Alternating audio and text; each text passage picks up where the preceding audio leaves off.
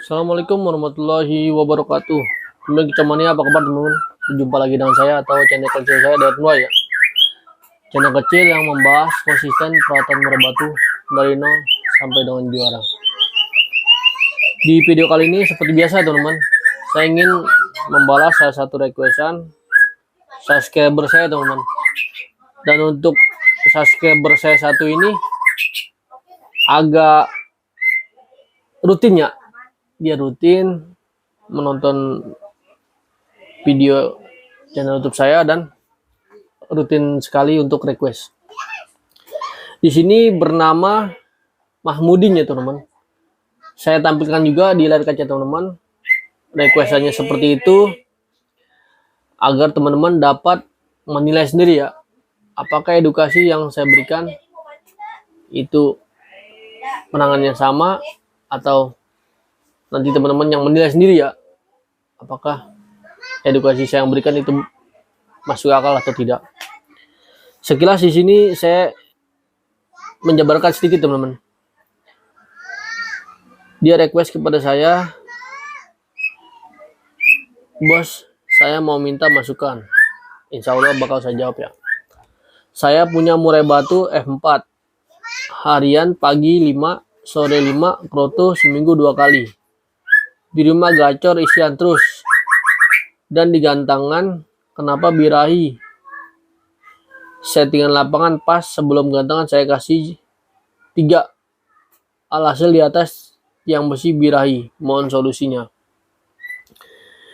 Di sini murai batu yang bisa dikatakan birahi, apabila dia digantang, dia hanya ngukluk. Dan dia yang kedua sesekali matok ornamen. Dan yang paling fatalnya itu ngelowo dengan kategori agak sujud ngerayu, yaitu bisa dikatakan birahi. Oke, nggak perlu berlama-lama, langsung saja saya bahas di sini secara real berdasarkan edukasi pengalaman yang saya alami. Oke, silakan ditonton.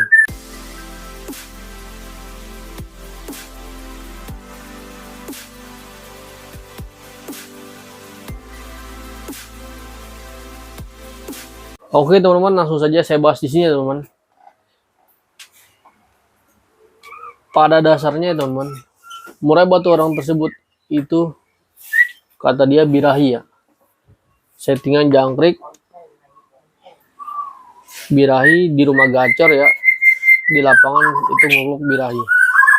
Kalau menurut saya teman-teman, murai batu yang birahi di lapangan itu biasanya dia itu yang pertama ngukluk, kedua dia matok ornamen, dan yang ketiga dia seperti kayak apa?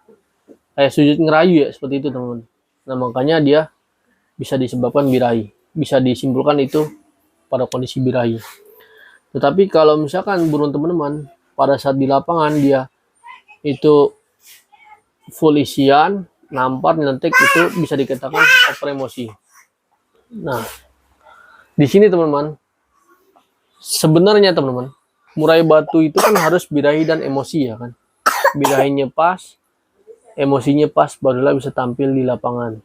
Tetapi si murai batu orang tersebut di rumah kan udah gacor polisian, ya kan, gacor polisian. Nah lalu pada saat dia ketemu lawan di lapangan, itu tenaganya habis ya teman-teman. Tenaganya habis dikarenakan dia stamina dia kurang, makanya bisa menyebabkan birahi serta dia ngukluk di lapangan. Nah di sini kalau menurut saya, kalau untuk settingan itu kalau bisa jangan dirubah dulu ya. Misalkan dia memakai settingan jangkrik 5, jangan dirubah, kita mainkan pengumbaran. Karena apa?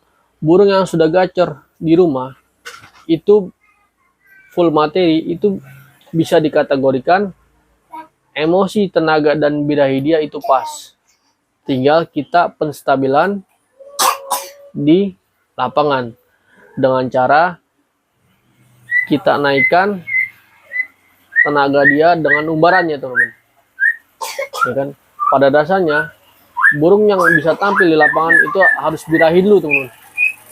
Lalu kita naikkan emosi beserta kita stabilkan emosi, barulah bisa tampil di lapangan. Nah, makanya teman-teman, saya sarankan kepada teman-teman, apabila murai batu teman-teman di rumah udah gacor, full materi dan birahinya menurut saya itu pas ya. Karena burung yang gacor di rumah itu pasti mendapatkan birahi serta emosi. Nah, jadi di sini settingan tetap ya teman-teman. Settingan tetap, jangan kita rubah dulu, tapi kita mainkan pengumbaran. Fungsi pengumbaran untuk menstabilkan emosi dan birahi sang murai tersebut, ya kan? Tetapi apabila kalau murai batu teman-teman udah gacor pulisian seperti ini, saya sarankan teman-teman itu nggak usah main penjemuran dengan porsi yang cukup lama. Dikarenakan penjemuran di porsi yang cukup lama itu dapat menyebabkan murai batu kita tersebut birahi. Apa sayang? Nah, makanya saya sarankan penjemuran itu jangan terlalu lama teman-teman, agar birahi dan emosi murai batu kita dapat stabil. Nah, di sini kita mainkan pemandiannya, pemandian di sore hari teman-teman. Karena apa? Burung yang sudah gacor full materi, kalau kita mandikan di pagi hari, itu bakal jadi kekencangannya. Makanya saya sarankan pemandian di sore hari teman-teman, atau di malam hari. Biasanya teman-teman, kalau murai batu saya, apabila dia sudah settingan pas, birahinya pas, kita lakukan pemandian. Pemandian itu saya kategorikan 2 hari sekali. Tetapi penjemuran di sini saya tidak melakukan dengan porsi yang cukup lama, karena burung yang sudah full materi, full isian di rumah, itu sebenarnya birahi dan emosi sudah pas. Tinggal penstabilan kita di lapangan serta ngejar tenaga di rumah dengan memainkan umbaran. Seperti itu teman-teman. Dan juga saya perlu jelaskan kepada teman-teman, intinya murai batu yang siap di lapangan itu minimal dia bongkar materi ya. Pada saat di lapangan itu bongkar materi, nah itu bisa menandakan dia siap. Pada saat di bawah bongkar materi, itu bisa dikatakan siap. Tetapi ciri-ciri murai batu yang siap tampil di lapangan, biasanya dia di rumah gacor sekali bongkar materi. Itu menandakan birahi dan emosi dia pas teman-teman. Seperti itu. Yang terpenting teman-teman memahami karakter dulu ya teman-teman, ya kan? Dan tentunya saya selalu mengingatkan kepada teman-teman semua, murai batu itu ada 2 karakter. Yang pertama karakter jinak dan karakter giras, ya kan? Karena setiap murai batu itu karakternya berbeda. Makanya teman-teman harus lebih secara detail memahaminya.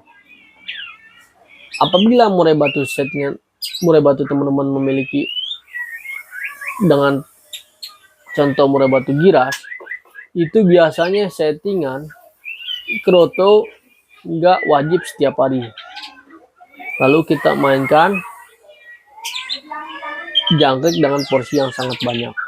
Tetapi kalau murai batu dengan porsi jinak, dengan tipikal jinak maksud saya, itu silakan dicoba jangkrik dengan porsi minim. Lalu teman-teman pemberian kroto wajib setiap hari. Itu dasar teman-teman. Insya Allah sudah saya riset dan saya sudah pelajari dari para senior murai batu. Ada 2 karakter. Kalau para senior murai batu itu menyebutnya murai batu tipikal panas dan tipikal dingin. Kalau saya secara simpel saja teman-teman, berdasarkan riset saya, murai batu ada 2 karakter, tipikal jinak dan tipikal giras. Seperti itu teman-teman. Jadi pada intinya, apabila murai batu kita di lapangan sudah gacor tapi digantang ngukluk, itu bisa dikategorikan sebenarnya murai batu tersebut itu udah pas, tetapi kurang stamina dan tenaga saja teman-teman. Kalau untuk settingan jangan dirubah dulu teman-teman.